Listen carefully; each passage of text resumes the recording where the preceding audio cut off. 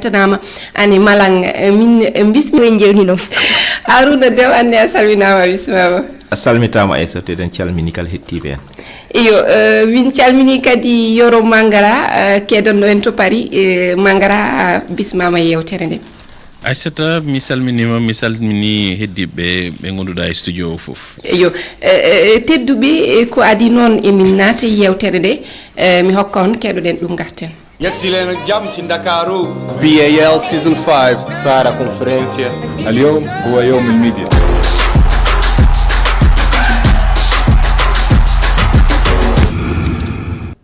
eyo on paami kaleten ko kabaru basketball Africa League ɗum noon ko kawgel fukko cenglel biyen dawal joyoɓiwal ngal fuɗɗima hanki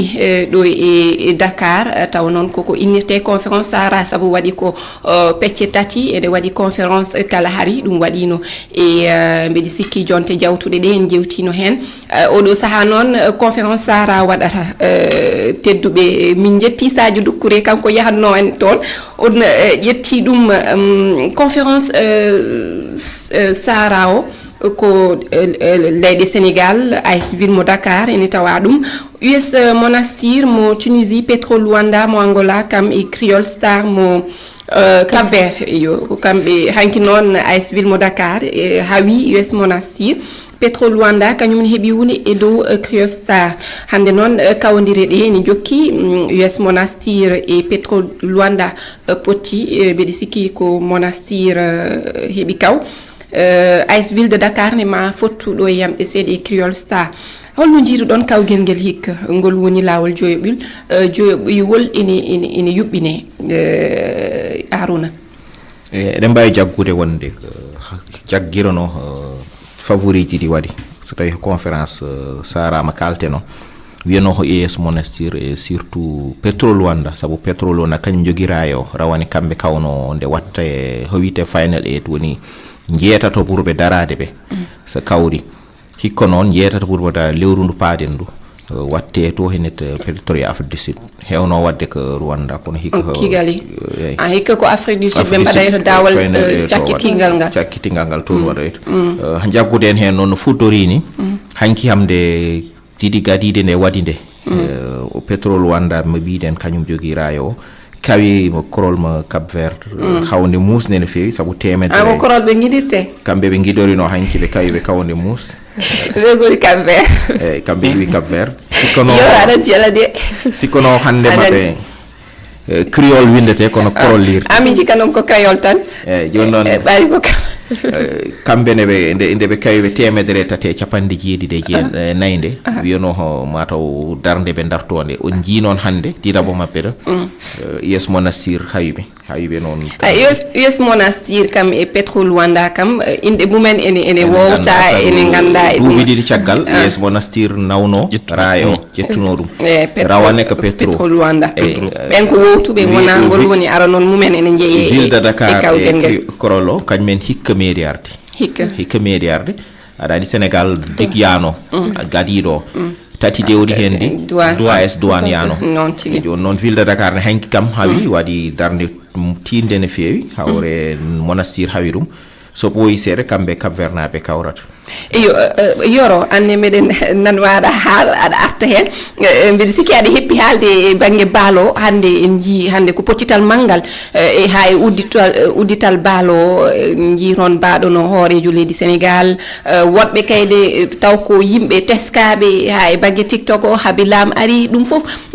ene wayno ko hande ene jeeya e ko ganduɗa ene ko udditare wonande leyɗe men kadi ene walla e dilloɓe e fukku cenglel ne walla ɓe par ce que ɓe keeɓi ko ɓe ganduɗa yimɓeɓe ɓooyi namdade ɗum hebde tournoi mawɗo nder Afrique ɓe ganduɗa wonɓe ɓe équipe aji men ɗi mabɓe keptoɓe petti to ɓe jiiya ɓe par ce que nden so wonano ko wiyete ko Ligue des Champions Afrique te ko club aji gonnoɗi ɗi Afrique dow woni woɗeɓe ɓe arabe ɓe kamɓe ɓurno hewde ko ɓe gañoto ɗum joni noon baalo no waɗirani ɓe mbiya BL ɓe mbiya BAL Basket Africa League min pour min koko moƴƴi hay minen wonɓe caggal leydi amen jeeɓa par ce que nden wona noon fof keɓirta basket tournoi mawɗo waɗe e leydi hande sa yi aɓe gandi basket koko heɓno doole Afrique kono ɗe duuɓi sappo ɓennuɗi doole moɓe usti hande sa wino Petro Luanda ko équipe mawɗo wonno e basket e football e ene wayno baalo ɗum fof artiri ɗum fuɗɗima kam yiyede koko artiri ɗum noon fof e yimɓeɓe jaaha stade par ce que ɗum ɗon yimɓeɓe ɓurno yidde par ce que ko basket hande so wi ko football ardi ko gonga kono eɗen mbawi hebde sport ɗiɗaɓel mawɗo nder Afrique walloɓe ɓe ganduɗa ko hen goni sa daari noon no foti joueur ji jalti hen jeehi équipe aji mawɗi ɗi ɗum hollatma koko moƴƴi iyo en daroto ɗon Dieynaba hade mi yettade ma keɗoɗen Amadou Gallo Fall eyo kanko yuɓɓinima taw kawguel guel won kongi ɗi o suuti e fuɗɗode walla mbiyene uddital ngal hanki keɗoɗen mo o woni koye fandu haala Sadio Doucouré. Nous continuons d'être très fiers du positionnement de la Ligue. Emin jokki e weltade e tolno bal hande o ko fijoɓe ɓe mbaɗata e dingere ko emin belti e majjum kono haɗani ɗon tan yidde amen ko nafde rendo ngo ngal daabal joyoɓal ina tengtina darde bal o e ngo rendu min darni e ɓoore innirtede bal feure fandare mum ko wadde feere ha sukaɓe rewɓe ɓe jiye hen koye mumen.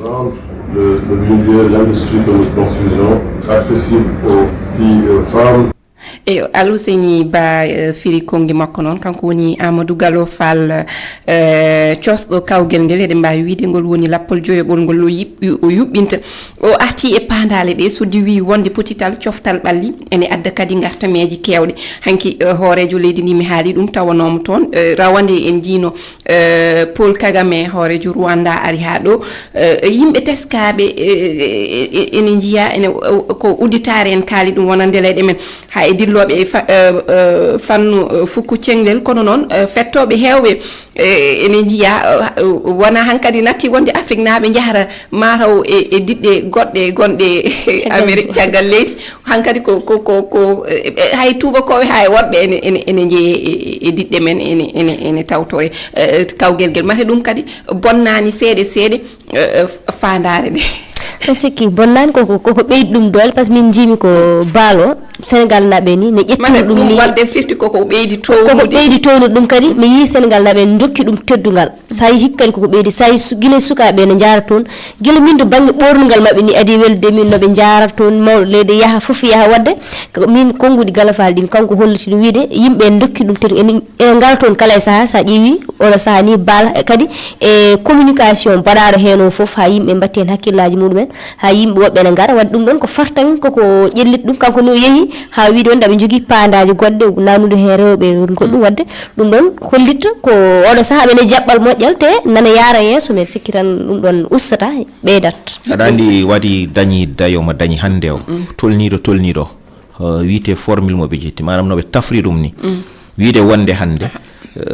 wonɓe ɗo e nder Sénégal no mbaɗa basket gañiɓe championnat Sénégal jaaha kono noon so beelama jetto woɗɓe yimɓe Afrique naɓe e yimɓe caggal leydi américain goto walla ɗiɗo mbatta hen par ce que ɓen hon mbaɗa limité goto walla ɗiɗo mbaɗa kono so tawi koye jeeyado e leydi e Afrique jeeya to wawi wonde faɗa jettude hande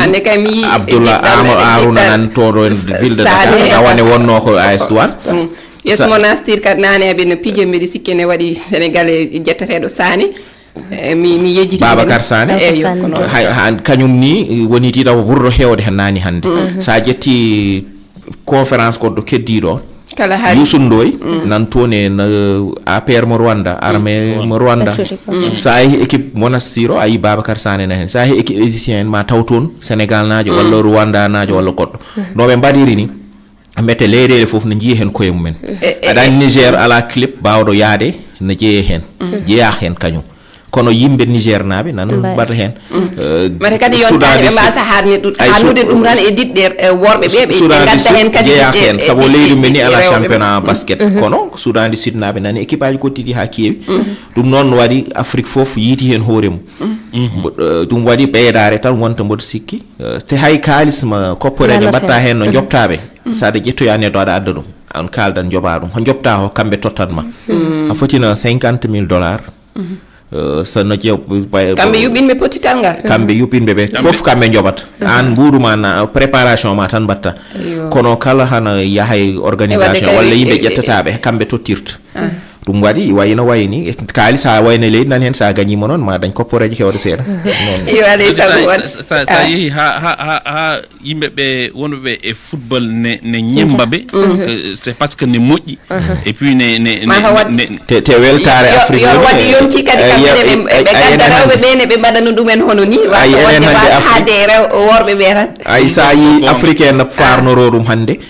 leedele ho wadini ho wayni ala do wode aduna hen NBA ho gongo ton iwi kambe jambatte hen jawdi mabbe kono ho Amadou Gallo Fall kanyum jodi mijo o kanyum dañi dum addi dum ga hen umme tan to be badanno tournage en clinique aji badanno wi yobe mbat hunde ngandura ma dañ koyngal basket Amerique na natire nder Afrique dum non hande na yaari yeso wadde ko jelitare en guddan non hello fuku cengel ngel bahen ko cene fuku koygel en keddoto africain sabu alet hande ni dawol gartol kawndiri coupe CAF mbaɗata hakkunde Stellenbosch football club e Simba sport club potital ngal kam gasi eyo gasiri ko mere ɓolum mbiɗa diga kono haɗani Simba sport club kañum yehitimmode sabu e jahol ngol ko kamɓe kawno mbeɗi sikki e oɗo saaha CS Constantine kañum nene hawri e RS Berkane kanko fooli RS Berkane gotel e diga oɗo saaha kono RS Berkane jogori yaade timmode hojom capan jettat e go eyo wadde baadi e jahol ngol ko RS Berkane hawno logginay maro hawnaki ko kambe jahara timmode e bangi Ligue des Champions Afrique ne e didde jahoje didabal walla mbiyen ko didabal timmal walla timmal jahol timmal be e koy didabal be ngoni joni jahoje timmal di gandama